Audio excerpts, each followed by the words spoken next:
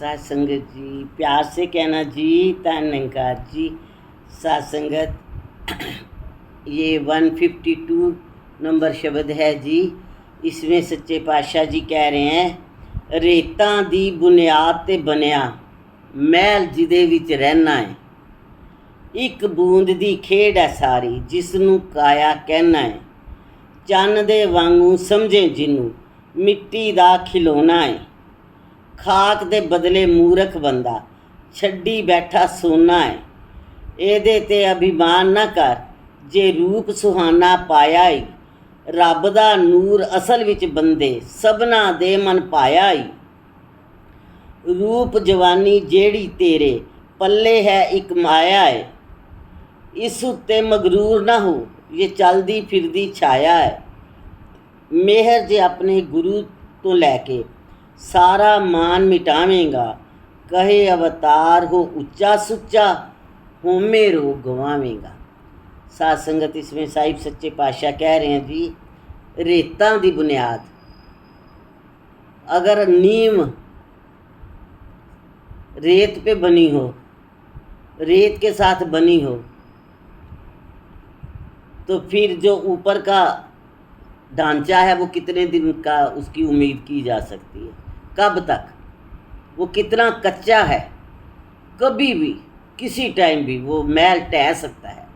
सात संगत इस शरीर को कहा है, ये रेत के ऊपर है, बिल्कुल कभी भी किसी टाइम भी ये महल जो है, ये शरीर रूपी महल ये ख़त्म हो सकता है। कई बार सात संगत ज़िंदगी में कई ऐसा देखा, हाय ये तो अभी कल ही मेरे को मिले थे, ये तो मेरे साथ बात कर रहे थे, अब चले गए, अब कभी भी नहीं दिखेंगे, अब मैं इनको कभी भी नहीं देखूंगी। सात संगत मेरे पापा जी थे, तो मैं अपने घर से उनको मिलने के लिए गई। मेरी छोटी सी भतीजी थी 2 महीने की, तो मैंने उनको भतीजी के साथ पहले वाले कमरे में मैं उसके साथ खेलती रही, उसके साथ हंसती खेलती रही, उसको प्यार करती रही। और पापा जी ने 1-2 बार मुझे बुलाया, रात का टाइम था, कहते हैं पुत्र आ जा मेरे पास। फिर मैंने सोने जाना है अपने कमरे में, तो मैं कहा अच्छा पापा जी आती हूँ। और उसके बाद मैं फिर अपनी भतीजी के साथ खेलती रही और थोड़ी देर बाद पापा जी मेरा इंतज़ार करके अपने कमरे में चले गए सोने के लिए। और मैं जब अंदर आई मैंने कहा ओ पापा जी तो सोने चले गए, अब मैं नहीं जगाती, कोई बात नहीं। तो सात संगत मैंने वहीं थोड़ी टाइम ही टिकना था, रात को ही वापस आना था, तो वापस आई। सात संगत अगली बार मेरे पापा नहीं मिले, वो शरीर छोड़ चुके थे। तो मेरे को इस बात का इतना रोना आया कि पापा जी मेरे को बुला रहे थे, मेरे को बोल रहे थे कि आजा मेरे पास, आ बेटा थोड़ी देर मेरे पास बैठ, पर मैं बच्चों में खेलती रही तो गई नहीं पापा जी के। उसके बाद नहीं मिले। तो कहने का भाव कि ये रेत के ऊपर महल बना हुआ है, नींव रेत की है, ऊपर महल बना हुआ है, इस शरीर का कोई भरोसा नहीं है, कब क्या हो जाए। सात संगत घर से इंसान अच्छा भला जाता है, बॉडी आ जाती है घर में कि फलाना चला गया, ख़त्म हो गया। सात संगत ऐसा ही कई बार ज़िंदगी में ऐसे मौके देखे। एक बूंद दी खेड है सारी जिसनू काया कहना है, जिसको ये काया कहता है, जिसको शरीर कहता है, जिसके ऊपर बड़ा मान है, बड़ा अहंकार है। अगर किसी के पास रूप है तो उसका अहंकार है, किसी का रंग साफ है तो उसका अहंकार है, किसी का पर्सनैलिटी बड़ी अच्छी है तो उसका अहंकार है। और इतना नहीं पता कि एक बूंद की खेड है, कब ये क्या कर दे कुछ कह नहीं सकते। सात संगत एक बात ध्यान में आई कि एक औरत थी, लड़की, वो जब शीशा देखती ना तब निरंकार से परमात्मा से गिला करती कि तूने मेरे को सुंदर नहीं बनाया, निरंकार परमात्मा तूने मेरे को सुंदर क्यों नहीं बनाया। जब शीशा देखती उसके मन में ये भाव आता, ये ख्याल आता कि तूने मेरे को सुंदर नहीं बनाया। अब सात संगत ये तो अंदर बार की जानता है, हमारे साथ है। हुआ क्या, उसको चेचक निकल गई। जब चेचक निकली, कई दिन वो बीमार रही, तो उसके फेस पे सारे वो दाग पड़ गए उसके। बहुत गंदे वाले दाग, गहरे गहरे दाग पड़ गए। अब वो शीशा देखे तो बड़ा रोए कि मैं तो पहले बड़ी सुंदर थी, अब तो मेरा शीशा भी नहीं देखने को दिल करता। इसने तो मेरे को बहुत सुंदर बनाया था। मैंने गिले शिकवे कर करके अपना मूड खराब करती थी, अपना मन खराब करती थी, इसके साथ गिला शिकवा करती थी। इसने तो मेरे को बहुत सुंदर बनाया था। तो साथ संगत कहने का भाव है कि इस काया के ऊपर क्या मान करना है, पता नहीं कब क्या हो जाए। चन्न दे वांगू समझे जिन्नू मिट्टी दा खिलौना है।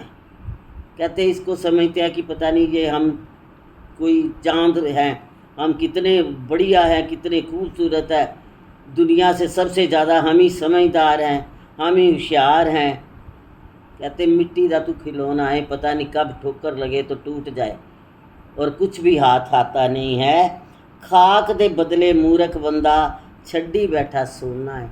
साथ संगत कहते इस ईश्वर को, परमात्मा का तू नाम नहीं लेता, तू याद नहीं करता, तू शुक्रिया नहीं करता, तू इस सोने की तरफ तेरा कोई ध्यान नहीं है, तू इस मिट्टी के पीछे ही लगा हुआ है। इसको समझाना है तो इसको संवारना है तो इसका ध्यान रखना है। तो अगर जरा सा इस मिट्टी को किसी ने एक बात कह दी तो वो भी अपने कंधे पे भार डाल के पता नहीं कई कई साल तक संभाले रखनी है कि मेरे को इसने कुछ कह क्यों दिया। तो साथ संगत ये सारी बातें याद करा रहे हैं इंसान को कि इंसान तू याद कर, तू क्या क्या करता रहता है, तू इसका नाम ले जो तेरा असली घर है, जो तेरा असल ठिकाना है। यहाँ 4 दिहाड़े रह के तूने वापस जाना है, उस ठिकाने की तरफ तू ध्यान दे। एदे ते अभिमान न कर जे रूप सुहाना पाया। वही लाइन आ गई कि तू मान ना कर अगर तेरे पास सुंदर रूप है, जवानी है, पैसा है, तान दौलत है, नौकर चाकर है, मान ना कर, क्योंकि ये तेरा इन पे तेरे को पता भी नहीं चलता कि कब ये किधर को गायब हो जाते हैं, कि कैसे हवा की तरह अमीर गरीब हो जाता है, गरीब अमीर हो जाता है, पता ही नहीं चलता कब से क्या हो जाता है। कई बार किसी को देखते हैं तो इतनी अच्छी सेहत होती है, 2-4 महीने बाद देखते हैं तो ऐसा होता है कि सदियों से जैसे बीमार, अरे आपको क्या हो गया, बस शरीर ठीक नहीं है। तो कहने का भाव है कि रूप जवानी अगर इसने दिए हुए हैं तो डर डर के शुक्रिया करते करते टाइम पास करो, इस उत्ते मगरूर ना हो।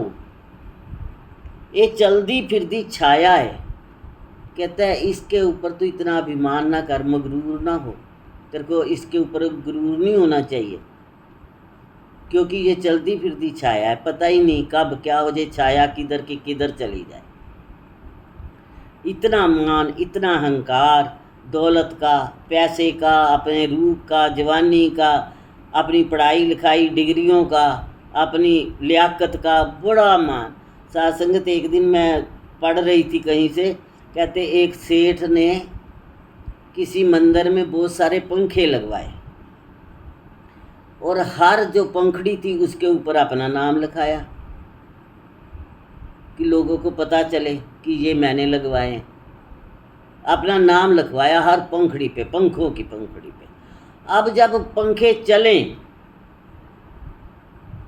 तो वो इतनी ज़ोर से घूमते, आपको पता कुछ नज़र नहीं आता, फिर नाम पढ़ा नहीं जाता। अब सेठ आया, सेठ के मन में आया कि इतनी संगत बैठी हुई है और मैंने इतने पंखे लगवाए हैं, इतना दान करा है और किसी को पता ही नहीं चल रहा। उसने जाके मेन स्विच ऑफ कर दिया। जब पंखे रुके, सब ने ऊपर देखा तो सेठ जी बड़े खुश हुए कि अब सब ने मेरा नाम तो पढ़ ही लिया होगा, अब सबको पता लग गया। 5-7 मिनट में जाकर उन्होंने मेन स्विच जो था ऑन कर दिया। साथ संगत इतनी भूख होती है इंसान को कि मैं दान, वैसे तो कहते हैं एक हाथ दान करे तो दूसरे को पता ना लगे, उसको दान कहते हैं। वो रहमन का बताते हैं ना कि देनहार कोई और है, देता है दिन रैन, लोग भरम मुझ पे करे ताकि नीचे नैन। कहते मेरी आंखें नीचे हो जाती हैं, लोग समझते हैं कि मैं दे रहा, मैं नहीं दे रहा, देने वाला कोई और है, सिर्फ एक ही है देने वाला। तो साथ संगत ऐसे वो अपने पंखे के ऊपर लिखा हुआ नाम दिखा रहा है। तो ऐसे कहा है, इस उत्ते मगरूर ना हो, ये चलदी फिरदी छाया है। मेहर जे अपने गुरु तो लैके सारा मान मिटावेगा। कहे अवतार हो उच्चा सुच्चा, होमे रोग गवावेगा। कहते ये तेरा जो रोग है ये सिर्फ गुरु काट सकता है। जो शारीरिक रोग होते हैं तो डॉक्टर कोई दवाई दे देते हैं, लेकिन ये जो रोग है अभिमान के, गुरूर के, मान के, अहंकार के, जलन के, ईर्ष्या के, ये जितने रोग हैं इनका डॉक्टर तो गुरु होता है, पूर्ण सतगुरु। वो ही इसकी औषधि देता है, फिर ये जो सारे रोग हैं ये ख़त्म हो जाते हैं। सासंगत जो संत हैं, मेरे को नहीं पता कितने संत हैं, मैं भी नहीं हूँ अपने आप को संत समझती, क्योंकि रोग लगे हुए हैं, रोग लगे हैं, इसकी दवाई चल रही है, इसका इलाज चल रहा है। ये तो यही जाने कब ठीक होना है कि नहीं होना, रोगों के साथ ही चले जाना है कि रोग ठीक हो जाएंगे। सासंगत यही रोग हैं। कहे अवतार हो उच्चा सुच्चा, होमे रोग गवाएगा। एक होमे का रोग, अहंकार का रोग जो सबसे बड़ा रोग है, जो मैं का रोग लगा हुआ है इंसान को, ये नहीं हटता। कोई भी कोई काम कर रहा है, इंसान सोचता है कि मेरे को श्रेय मिलना चाहिए, मेरे को कहें लोग। अरे उस श्रेय के लिए, उस वड्याई के लिए वो इतना आगे होता है, अपने आप को इतना आगे करता है, लेकिन जानन वाला अंतर्यामी प्रभु परमात्मा ईश्वर सब जानता है कि किस का कौन कितने पानी में। इसको कुछ भी बताने की ज़रूरत नहीं है, इसके आगे कोई भी चतुर चालाकी चल नहीं सकती। और कृपा करो हम भी भोले भाव मिले रघुराई। अगर रघुराई मिला है भोले भाव में, आगे भी भोले भाले ही रहे। साथ संगति प्यार से कहना। धन्यवाद।